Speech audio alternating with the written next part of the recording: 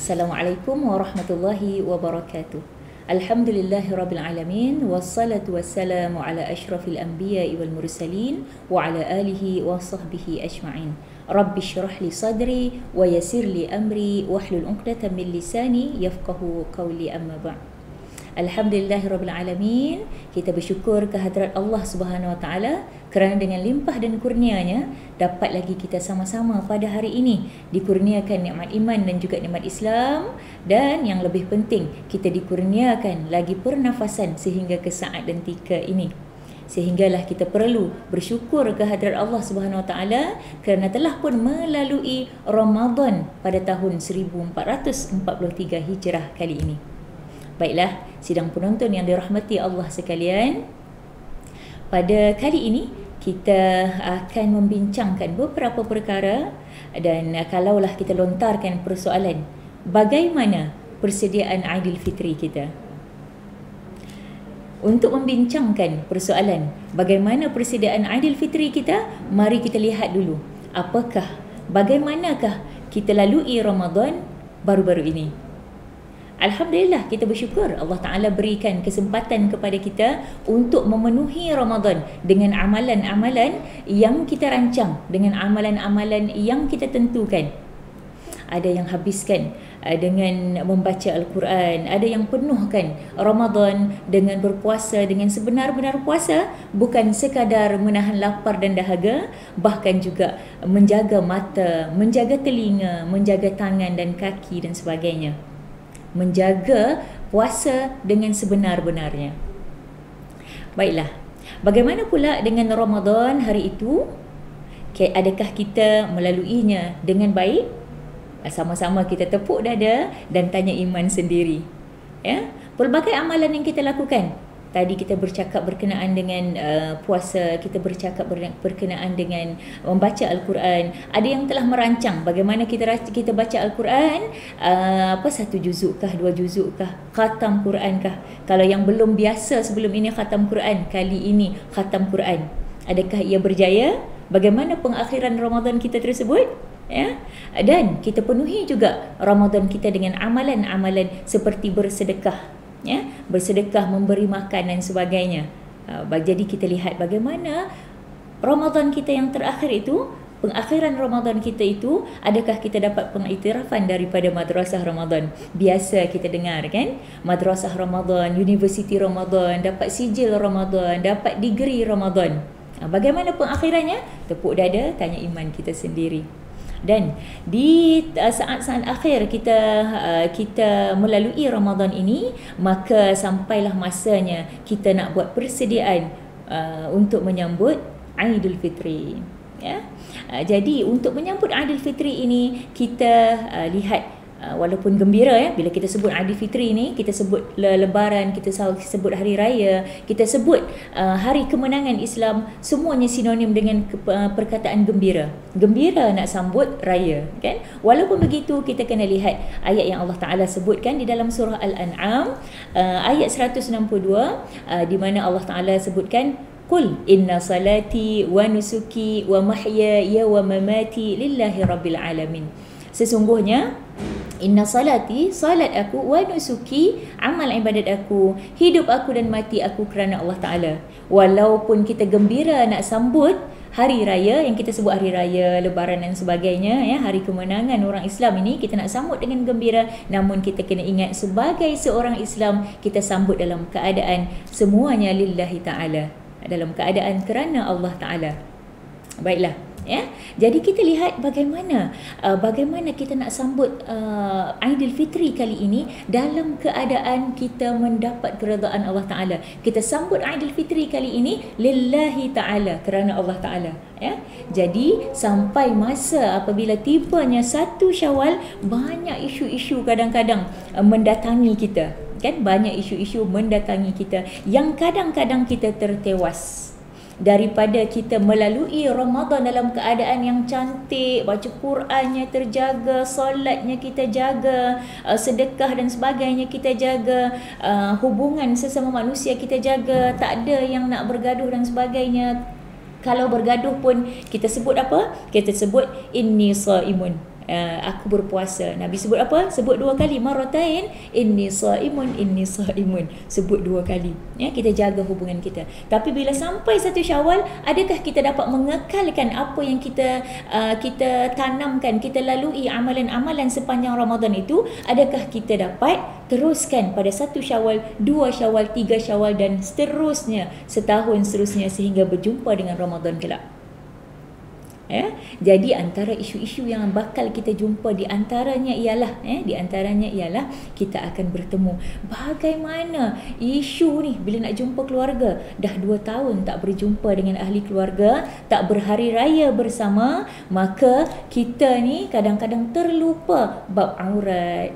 Kadang-kadang kita terlupa bab bersentuhnya lelaki perempuan, kan, aurat ke tak aurat, boleh ke sentuh. Ya? Jadi bila sampai 1 Syawal, isu timbul di mana kita pun mula ingat kembali ni, mula datang balik dalam pemikiran kita, boleh tak nak bersalam? Boleh tak nak bersalam dengan sepupu? Boleh tak nak bersalam dengan bapa saudara? Boleh tak bersalam dengan datuk nenek? Boleh tak nak bersalam dengan bapa saudara ipar? Boleh tak nak bersalam dengan mak saudara ipar? Boleh tak bersalam dengan sepupu? Kadang-kadang isu-isu tersebut timbul pada hari raya pertama, dan ketika itulah kita mula nak guna ke tak guna ni. Sepanjang Ramadan telah pun kita lalui dengan sebaik mungkin. Tapi bagaimana dengan 1 Syawal? Jadinya ketika 1 Syawal bermula, maka kita pun mulalah mendidik yang kita sebut tadi, kan? Kita sebut lillahi rabbil alamin, kerana Allah Ta'ala. Maka bila sampai sahaja hari kemenangan ini, hari yang telah hari untuk kita raikan, kita berpuasa sebulan, tahan lapar dan dahaga ini, hari raya pertama itu kadang penentunya. Kadang dah lupa dah semua segala aurat dengan sepupu, dengan bapa saudara ipar, dengan mak saudara ipar, kita dah terlupa. Ya. Jadi mudah-mudahan kita doakan 1 Syawal ini menjadi pemula kepada kita setelah kita mendapat ataupun kita mendapat didikan daripada Ramadan. 1 Syawal ini dan seterusnya menjadi titik tolak kepada kita mengamalkan Islam yang sebenar. Ya. Jadi di antara isunya lagi, kadang-kadang timbul bagaimana kita dalam 1 Syawal ni, bermula 1 Syawal ni, kadang-kadang solat pun telah tidak terjaga. Jadi ketika ini menguji kita ni, setelah sebulan kita jaga benar-benar solat, sampai pada hari raya, kadang-kadang kita ganggulah kita punya solat kita, ya. Kita terdengar rungutan-rungutan daripada ibu dan ayah, anak-anak ni, dan dah jumpa dengan sepupu, jumpa dengan keluarga, dah tak ingat dah sampai terlalainya waktu solat. Mudah-mudahan tidaklah sampai meninggalkan solat, cuma terlalai sahaja, tapi kita doakan mudah-mudahan lalai pun tidak, kita akan teruskan solat seperti kita tepatnya masa kita sewaktu di bulan Ramadan. Ketika kita berjumpa dengan Ramadan, ketika kita nak berbuka puasa, kita dah tunggu dah pada waktu maghrib, dan mudah-mudahan begitu jugalah ketepatan waktu kita ketika bermulanya Syawal dan juga hari-hari seterusnya. Ya, kita dapat bezakan bagaimana kita berada di dalam bulan Ramadan dan bagaimana kita berada di dalam bulan-bulan yang lain. Mudah-mudahan kita dapat meneruskan istiqamahnya kita untuk terus beramal ibadat dengan sebaik mungkin bermula Syawal ini. Ya. Jadi kalau kita lihat apakah yang dimaksudkan dengan Aidul Fitri, kita lihat, kita sebut sebagai hari kemenangan. Hari kemenangan, hari pulangnya kita menjadi fitrah kita kembali, ya. Fitrah kita kembali. Sebelum ini kita puasa, kita tahan lapar, kita tahan dahaga, kita tak minum, kita tak makan, ya. Kita jaga banyak perkara. Tetapi bila sampai hari raya, kita kembali kepada fitrah. Kita makan seperti biasa, kita minum seperti biasa, kita mula bermuamalah seperti biasa, dan fitrah kita kembali kita sebagaimana kembalinya kita dalam keadaan suci setelah kita dididik dalam bulan Ramadan sebelum ini. Baiklah, sidang hadirin, sidang penonton yang dirahmati Allah sekalian, Aidil Fitri ini bukan sekadar satu adat. Aidil Fitri ini yang kita sambut ini bukan sekadar satu adat, tetapi ia adalah ibadat. Sebab itulah apabila kita mengunjungi menziarahi satu amalan yang kita kata amalan yang sentiasa kita amalkan, walaupun kita kata adat dan sebagainya, tetapi Aidilfitri ini kita kena ingat ia bukan sekadar adat tetapi ibadat. Bagaimana ia boleh menjadi ibadat? Iaitu dengan cara kita bukan sekadar menziarahi tetapi kita menghubungkan tali silaturahim, di mana yang mana telah putus sebelum ini kita sambung kembali, yang mana rasa tak rapat sebelum ini kita rapatkan kembali silaturahim. Mudah-mudahan Syawal itu menjadi titik tolak kepada kita menghubungkan silaturahim sehinggalah selepas ini, dan kita ingat hubungan kita itu bukan sekadar di dunia tetapi di akhirat kelak. Sebab itu kita sebut tadi, inna salati wa nusuki wa mahyaya wa mamati lillahi rabbil alamin. Kita sebut apa tadi? Kita sebut solat aku.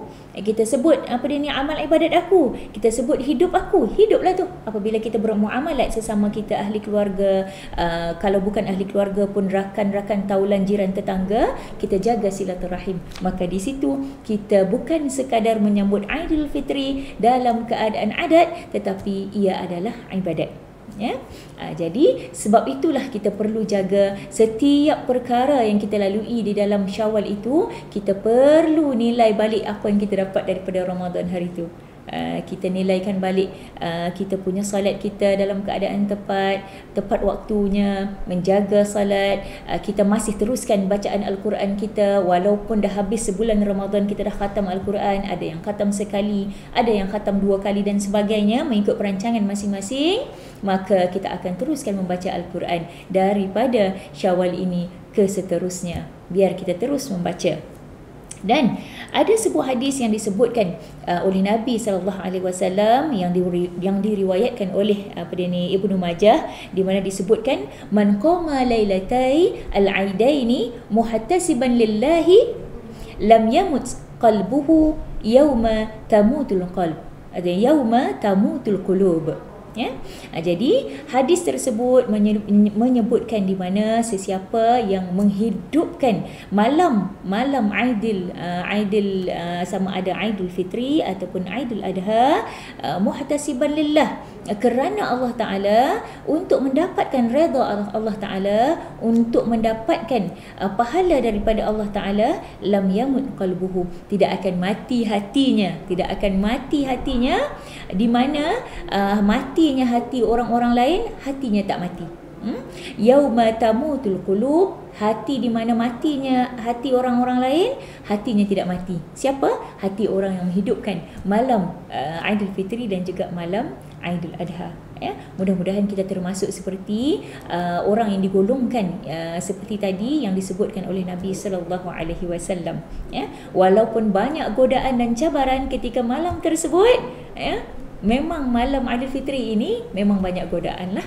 Sebabnya kalau kita di negara kita ni, kita lihat suasananya biasalah ya, malam raya, malam itulah nak buat persiapan, nak menghabiskan, merapikan segala persiapan, nak buat segala segala persediaan untuk sambut Aidilfitri. Ya, malam itu malam yang masya-Allah banyak godaan, banyak cabaran ya. Tapi kita doakan mudah-mudahan pada malam tersebut kita tergolong dalam golongan ini, orang yang menghidupkan malam-malam hari raya ini. Ya, kadang-kadang kita tak semestinya kita buat amalan-amalan yang besar-besar.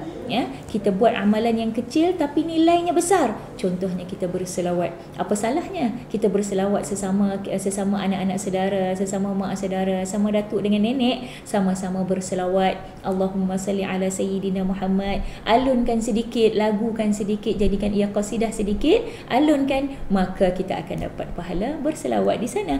Itu pun sudah menjadi salah satu daripada perkara untuk kita menghidupkan malam, antaranya malam hari raya ini ya. Okey. Baiklah.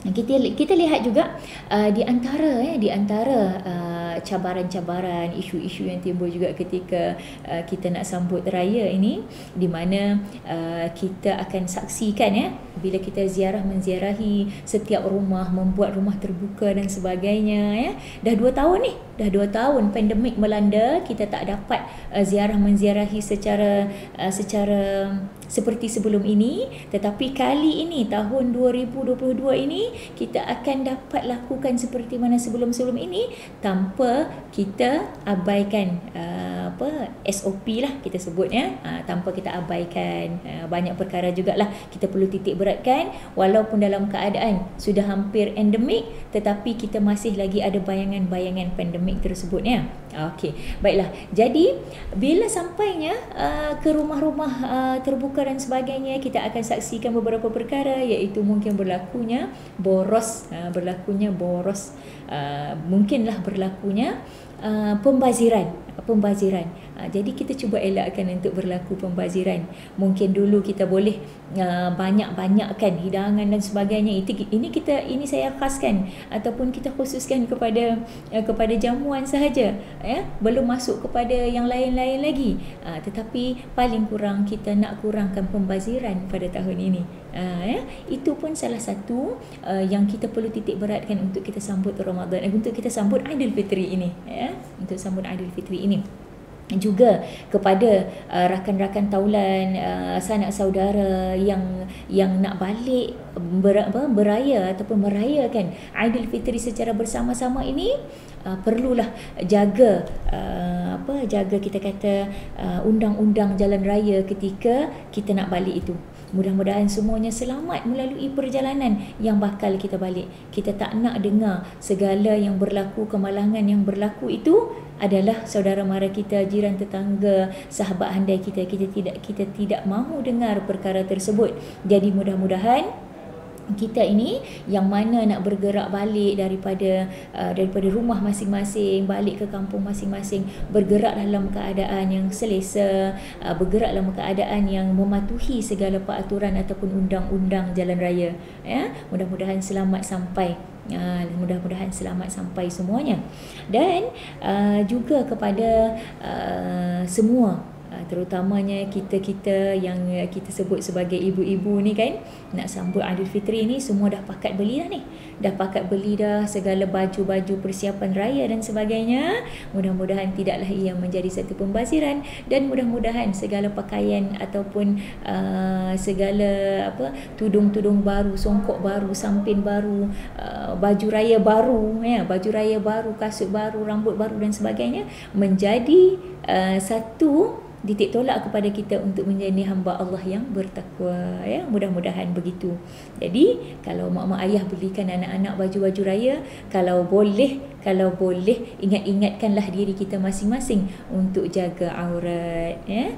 Jadi saya rasa sidang penonton yang dimuliakan, mudah-mudahan mendapat rahmat Allah Ta'ala. Sekadar ini sahajalah perkongsian saya untuk kita semua. Mudah-mudahan sedikit sebanyak memberi manfaat. Dan kita sama-sama saling mendoakan, mudah-mudahan kita jadi hamba Allah yang bertakwa. Sekian sahaja. Wallahu a'lam. Wassalamualaikum warahmatullahi wabarakatuh.